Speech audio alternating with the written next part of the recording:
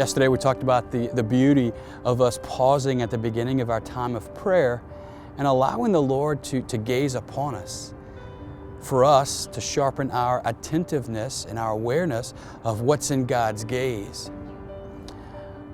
I think for many of us that's an incredible invitation, and perhaps as soon as you heard it, your heart was quickened with anticipation of, wow, what might be in God's eyes as He looks at me.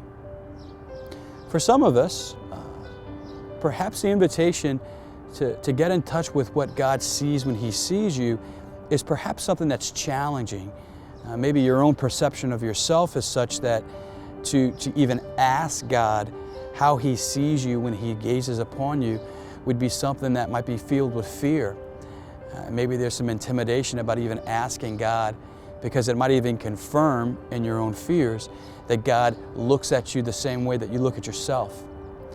That's why it's really important that we allow our faith, our Catholic faith, to imbue all of our spiritual experience and for us to be reminded of the truth of who God is. And as we receive the truth from the Church and from the heart of God Himself, it helps us rest with this God that is pursuing us.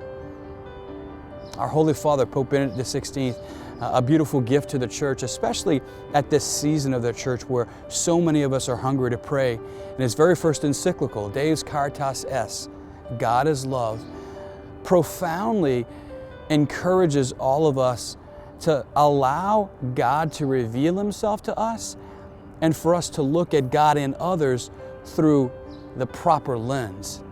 In number 18 from Deus Caritas Est, we read, "Love of neighbor is thus shown to be possible in the way proclaimed by the Bible, by Jesus.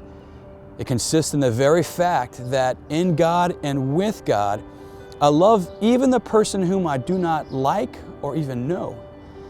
This can only take place on the basis of an intimate encounter with God, an encounter which has become a communion of will, even affecting my feelings.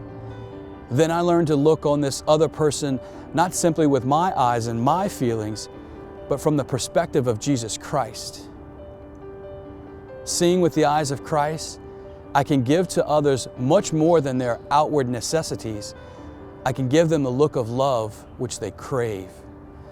The Holy Father invites us to know that love of neighbor is only possible if we look at them through the lens of Christ, through the eyes of Christ.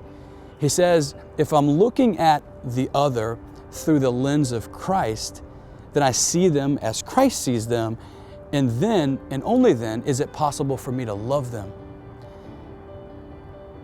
And imagine, if that's true with my ability to love other people, then it's certainly true about my ability to love myself. What the Holy Father is inviting us all into is the reminder that He doesn't look at us the way that we look at ourselves. He doesn't look at us through our eyes. He looks at us through His eyes. Here's an easy way to look at it. I have contacts in right now. I've worn glasses since I was a kid. Without my contacts, without my glasses, without those lenses, my perception of the world is dramatically different.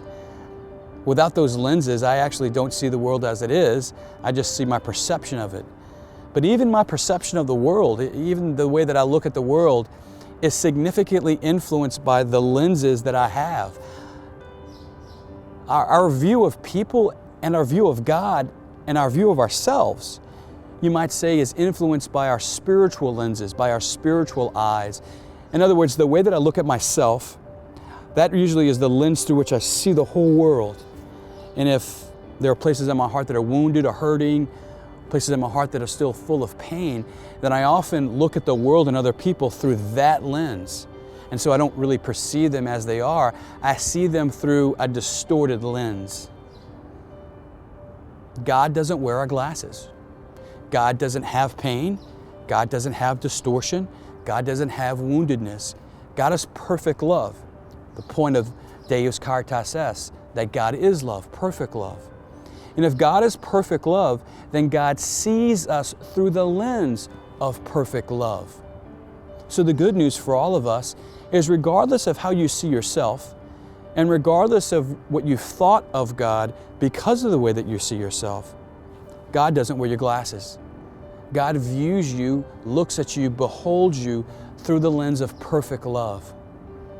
My encouragement to you today is to pray with Isaiah chapter 62, verses 1 to 5. And as you pray with that prophet Isaiah, let the Lord look at you and know that as He looks at you, He doesn't wear your glasses. God bless you.